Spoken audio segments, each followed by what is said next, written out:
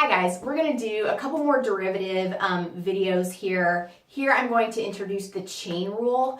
I've had a lot of students recently in person ask about the chain rule. Now, I'm going to break it down like I like to do. With the product rule I've done it, with the quotient rule I've done it, with the chain rule I will also do this. I break it down in simple English terms that we can all understand. No F's and G's, no F prime, G prime, any of that stuff. Like the textbook says and like many instructors say.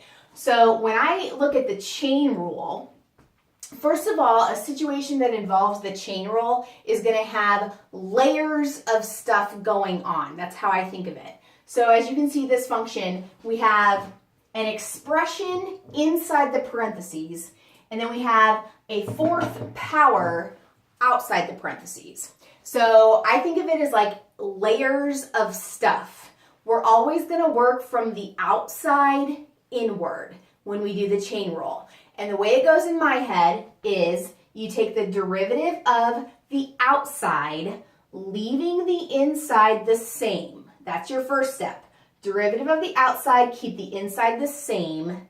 Then the second step is multiply by the derivative of the inside. Okay? So what that looks like in practice in this function is going to be, if I say y prime, so here's my function, x cubed plus 2x squared plus 6, that whole quantity to the fourth power. Well, what's on the outside? The fourth power is the outermost layer, right? So I take the derivative of the fourth power using the power rule. So the 4 is going to come down in front. I keep the inside the same. Keep the inside the same this time around. So x cubed plus 2x squared plus 6. And then the 4 came down in front, so this power now becomes 3, right? Subtract 1 from the power when you take a derivative. Now, to this, I'm going to multiply by, I'm going to have to go down the line here, but that's okay. I'm going to multiply by the derivative of the inside. So the inside, the quantity inside the parentheses, the derivative will be 3x squared plus 4x. So the way I think of it, maybe the reason they call it the chain rule is you take the derivative of the outside, then you like link on the derivative of the inside. So it's kind of a two-part process, okay? So this is a good example of a chain rule. From here on out, you can just leave it like this. If they want you to plug in a number for x, you can do that. You can find the slope of the tangent line. That is what the derivative is. After all, you can find the equation of the tangent line at a given point, any of that stuff. But this is the chain rule, basic chain rule. Let's do one more, just because we're on this topic. So let's say, how about y equals, let's do a radical.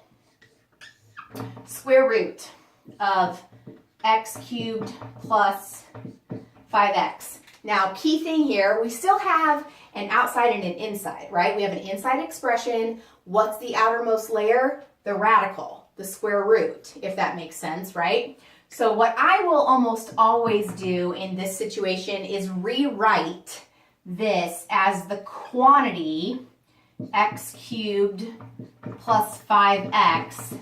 Using a power, the radical becomes the 1/2 power, right? So now it's clear that we have the inside and the outside, just like we did in the first example. So if we're going to do a chain rule here, we're going to have y prime equals derivative of the outside, means the power comes down in front, inside stays the same, and then the power becomes, when you subtract 1, 1/2 minus 1 is negative 1/2, okay? And then we have to link on the derivative of the inside, which is 3x squared plus 5, like so, all right? So this is your derivative. From here on out, like I said, simplify if they want you to simplify, plug something in if they want you to plug something in, but this is the basics of the chain rule. So hopefully the simple terminology helps you. I know it always helped me.